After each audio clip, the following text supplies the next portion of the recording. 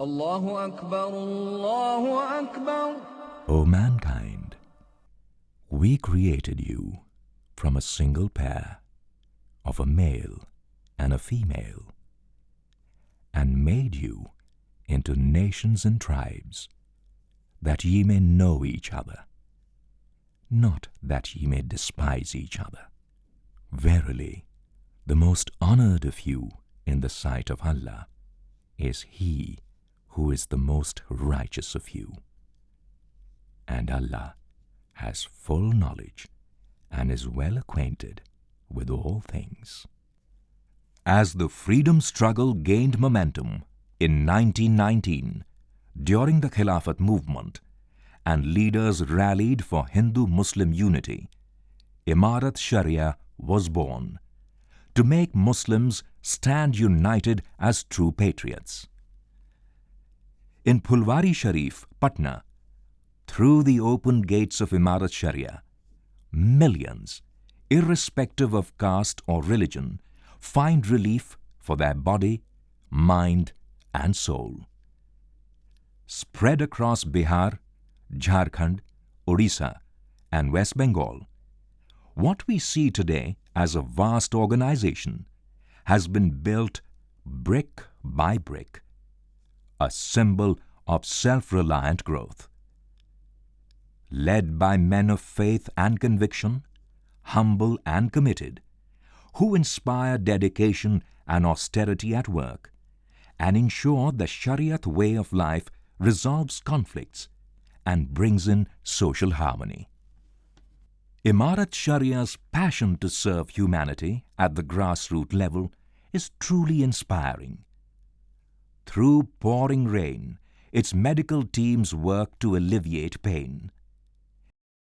And when natural disasters occur, their teams rush in the relief, reaching out to the distressed. Alive to 21st century challenges, new institutions have been created, helping students measure up to modern-day curricula. Lessons in modern science and technology continue, helping forge vocational skills among underprivileged youth, equipping them with technical know-how.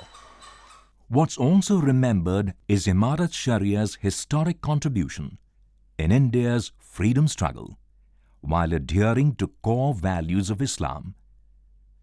Visits of heads of state, dignitaries, are an acknowledgement of this unique contribution, as Hazrat Maulana Sayyid Nizamuddin, the widely respected Amir-e-Shariat, has reminded time and again. Nationalist Muslim leaders ये समझ रहे थे कि थोड़े दिनों में हिंदुस्तान आज़ाद होगा, उसमें उलमा की बहुत बड़ी तादाद थी, हमारे मजहबी उलमा की उसमें बहुत बड़ी तादाद थी, और ख़ास कर इमारत शरिया में जो लोग थे, मौलाना अबुल कलाम आज़ाद, मौलाना महमूद हसन शेखुल हिंद, मुफ्ती किफ़ायतुल्लाह दहली, और मौलाना मोहम्मद अली मुंगेरी, मौलाना शाहबुद्दीन फुलवारी, और मौलाना अबुल महासिन मोहम्मद सज्जाद, मौलाना मिन्नतुल्लाह रहमानी, ये सारे लोग उस ज़माने में की सोच ये थी कि मुल्क के आज़ाद होने के बाद यहाँ जमहूरी हुकूमत कायम होगी, इसलिए मुसलमानों के मजहबी मसाइल को ख़ुद मुसलमानों को तय करना होगा,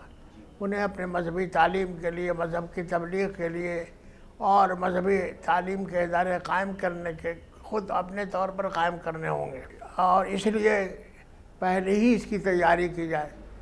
चुनांचे मुसलमानों का एक इज्तिमाई निज़ाम कायम किया गया, लेकिन उसमें एक बात ये भी रखी गई कि इस मुल्क में हम तन्हा नहीं हैं, इस मुल्क में हमारे साथ एक बहुत बड़ी आबादी है जहाँ हम 1200 साल से साथ रहते आए हैं, इसलिए फ़िरक़ा वाराना हम आहंगी और आपस में मेल जोल और अमन और सलाम इंसाफ इस मुल्क के अंदर हमेशा कायम रहे. Glorious chapters of Imarat Sharia's history are recalled, and Qazi Mujahidul Islam Kazmi inspires this gathering. 1921 में उस वक्त जो बहुत बड़ा ज़हनी मसला था हमारे बुजुर्गों के लिए कि उम्मत कहीं बिखर न जाए, इसलिए कि बिखरी हुई ईंटों में कोई ताकत नहीं होती. मौलाना अबुल महासिन मोहम्मद सज्जाद रहमतुल्लाह अलैह ने बिहार के हर मसलक के उलेमा को जमा करके اور ایک تحریر تیار کرائی جس پر سبھی مسلک کے علماء کا دستخط ہوا. اس طرح ہندوستان کے کونے میں مدارس قائم کیے گئے تاکہ امت کا رشتہ رسول اللہ صلی اللہ علیہ وسلم سے جڑا رہے. This unifying spirit is exemplified by Darul Qaza, where justice is dispensed to help lead a life in harmony with Shariat laws. میں شہر سے لے کر گاؤں تک اس کا تعارف کرایا گیا اور لوگوں کو اس کی اہمیت بتلائی گئی، اور دیوانی اور فوجداری ہر قسم کے مقدمات، خاص طور پر مختلف اسباب و وجوہ کے تحت مقدمات فسخ نکاح اور خلا، باہمی وراثت، تقسیم جائیداد، تولیت، اوقاف، ولایت نکاح اصغار کے بکثرت مقدمات دارالقضا میں آئے اور ان کا فیصلہ ہوتا رہ گیا. بلکہ کئی مقدمات سرکاری عدالتوں سے بھی منتقل ہو کر یہاں آئے اور ان کا فیصلہ قاضی شریعت نے کیا، جن فیصلوں کو فریقین نے نہ صرف مانا بلکہ کورٹ نے بھی اس کو سراہا اور اس کی تعریف کی. اس وقت صوبہ بہار، اڑیسہ، بنگال اور جھارکھنڈ 4 صوبوں میں 42 جگہوں پر دارالقضا قائم کر رہے ہیں، اور بحمداللہ سبھوں میں مقدمات آتے ہیں اور چند قاضیوں کو فیصلے کا اختیار دیا گیا ہے جو اپنی جگہ پر مقدمات لے کر فیصلے کرتے ہیں. باقی قضات کرام یہاں فیصلے کے لیے فائلیں بھیج دیتے ہیں جن کا فیصلہ یہاں مرکز سے ہوتا ہے. یہاں ٹریننگ کا بھی نظم ہے، جو قاضی اور مفتیوں کی ٹریننگ ہوتی ہے اس کے لیے ایک الگ شعبہ قائم کر دیا گیا، المعہد العالی کے نام سے. ٹریننگ ہوتی ہے 2 سالہ، اس میں لوگ تربیت پاتے ہیں اور پھر اپنی اپنی جگہوں پر لوگ دارالقضا کھول کے کام کر رہے ہیں. المعہد العالی کا یہ نظام اور یہ شعبہ امارت شریعہ کے چل رہا ہے، اس کو مولانا مجاہد السلام صاحب قاضی شریعت نے قائم فرمایا تھا. پہلے تو یہ تھا کہ کبھی کبھار 2 مہینے 4 مہینے کے لیے لوگ آتے تھے اور ٹریننگ لے کر جاتے تھے، لیکن اب ایک مستقل کورس اس کا 2 سالہ بنا دیا گیا، جس میں 1 سال کیا بلکہ دونوں افتاء اور قضا دونوں کا نظام اور دونوں کی ٹریننگ ایک ساتھ چلتی ہے. اور طلباء جو فارغین ہوتے ہیں مدارس کے اور جو اچھے نمبرات سے کامیاب ہوتے ہیں ان کا داخلہ امتحان لینے کے بعد ہوتا ہے اور پھر وہ افتاء اور قضا دونوں کی تربیت حاصل کرتے ہیں. اس طریقے سے وہ فارغ ہونے کے بعد یہاں سے اس لائق ہوتے ہیں کہ وہ کہیں پر بھی رہ کر اپنا فتوے کا نظام یا قضا کا نظام قائم کر سکیں، اس کو چلا سکیں. دارالفتہ امارت شریعہ کی اتنی اہمیت ہے خاص طور سے بہار، اڑیسہ، جھارکھنڈ کے مسلمانوں میں کہ کسی فتوے پر جب تک دارالفتہ امارت شریعہ پھلواری شریف کی مہر نہ ہو اس وقت تک یہاں کے مسلمان ماننے کے لیے تیار نہیں ہوتے ہیں. یہاں کا جواب بہت آسان زبان میں بہت واضح طور پر دیا جاتا ہے تاکہ مستفتی کو عمل کرنے میں کسی طرح کی دشواری نہ ہو. یہاں کے فتوے سے اختلاف یا تو دب جاتا ہے یا اختلاف بڑھتا نہیں ہے، تو یہاں سے اس انداز سے جواب دیا جاتا ہے کہ اختلاف بڑھنے نہ پائے، یا تو ختم ہو جائے یا کم سے کم اپنی جگہ پر رہے. یہاں فتاوے میں حوالے کی ضرورت پڑتی ہے تو قانون کی کتابیں یہاں موجود ہیں. 4 امام ہیں، امام ابو حنیفہ، امام مالک، امام شافعی، امام احمد بن حنبل. چاروں مسلک کی کتابیں یہاں کی لائبریری میں، دارالفتہ کی لائبریری میں موجود ہیں. تو جو طلباء یہاں، جو علماء یہاں افتاء کے مشق کے لیے آتے ہیں ان کو ہم مشق کراتے ہیں، ان کو سوالات دیتے ہیں، کاپی پر جواب لکھ کر لاتے ہیں. اس جواب کو ہم دیکھتے ہیں، جانچ کرتے ہیں، ان کو بتاتے ہیں کس انداز سے جواب لکھا جائے گا، اس کی ترتیب بتاتے ہیں، اس کے الفاظ بتاتے ہیں، الفاظ کی سیٹنگ بتاتے ہیں، اور وہ لوگ ان کتابوں کو دیکھ کر کے استفادہ کرتے ہیں. تو اس طریقے سے ان کی عملی مشق اچھی ہو جاتی ہے اور بہترین مفتی اور قاری بن کر یہاں سے نکلتے ہیں جو ہندوستان کے گوشے گوشے چپے چپے میں پھیل کر دین کی خدمت انجام دیتے ہیں. The Secretary General or Nazim's office is at the heart of Imarat Sharia. Hazrat Maulana Anisur Rahman Kazmi leaves no issue unattended as he works from his Spartan and bare office. Conscious of the legacy he's inherited and the responsibility he shoulders for now and the future. 1999 میں مجھے یہ نظامت کی ذمہ داری دی گئی تو میں نے خاص طور پر ایجوکیشن کے بارے میں غور کیا اور ایک منصوبہ بنایا کہ چھوٹے بچوں کی سطح سے ہم کیا کر سکتے ہیں. ان میں بھی جو لڑکیاں ہیں ان کے لیے تعلیم میں کو ہم کس طرح فروغ دے سکتے ہیں. تو ہم نے جو لوگوں میں جذبہ پیدا کیا پڑھنے کی طرف، اس کا ہم نے یہ محسوس کیا کہ اب بیداری آ گئی ہے لوگوں میں پڑھنے کی. اب وہ پڑھنا چاہتے ہیں تو کہیں اسکول نہیں ہے، تو اس کے لیے ہمارے شریعہ کے ذریعے کوشش کی گئی سرکاروں سے مل کے. اس کے ساتھ ہی ہم لوگوں نے کوشش کی لڑکیوں کی تعلیم کے لیے، اور اس کا نتیجہ یہ ہوا، پچھلے 1 سال سے ہم لوگ اس پروجیکٹ پہ کام کر رہے تھے کہ لڑکیوں کو ہنر سے کیسے آراستہ کیا جائے۔ فروری کے مہینے میں بہار سرکار کے ذریعے ایک اشتہار دلوایا کہ مسلم بچیاں جو ووکیشنل ٹریننگ لینا چاہتی ہیں وہ اپنا ایڈمیشن کے لیے فارم جمع کریں۔ تو میں نے یہ پایا کہ بہار کے 37 ڈسٹرکٹ سے 5 دنوں میں 14,000 سے زیادہ اپلیکیشن آئے۔ تو اس سے یہ ہوا کہ نہیں، لڑکیوں میں اب تعلیم گاؤں گاؤں میں ایسا پھیل گئی ہے کہ اگر تھوڑی سی بھی ان کو آگے بڑھانے کے لیے ایک راستہ مل جائے تو وہ آگے کی تعلیم حاصل کر سکتی ہیں۔ بہت سارے انسٹیٹیوشنز ہمارے جنرل ایجوکیشن کے بھی ہیں، لیکن ٹیکنیکل ایجوکیشن کے فیلڈ میں ہم نے ITI کھولا تاکہ معمولی پیسے میں غریب لوگ، کم پیسے والے لوگ اچھی تعلیم حاصل کر کے، اچھا ایجوکیشن حاصل کر کے اور یہ اپنے روزگار کے پانے کے لائق بن سکے، تاکہ ان کی فیملی بڑھ سکے، ان کا سوشل اسٹیٹس بڑھ سکے، ان کے آنے والے بچے، ان کا فیوچر جنریشن یہ اچھا کر سکے اور وہ ایک اچھی شرافت کی زندگی جی سکے۔ ساتھ ساتھ میرا مقصد صرف ان کو اسکلڈ بنانا ہی نہیں ہے، بلکہ ہمارا ادیش ہے کہ ان کے اندر سوشل رسپانسبلٹی بھی جگے، سیوک سینس ان کا ڈیولپ کرے۔ اگلے مرحلے میں ہمارے 3 طرح کے منصوبے ایجوکیشن کے بارے میں اور ہیں۔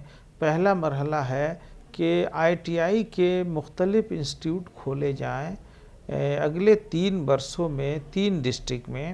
رانچی میں ایک بڑا پروجیکٹ پہ ہم لوگ کام کر رہے ہیں ITI کے علاوہ، وہ ہے میڈیکل کالج کھولنے کا۔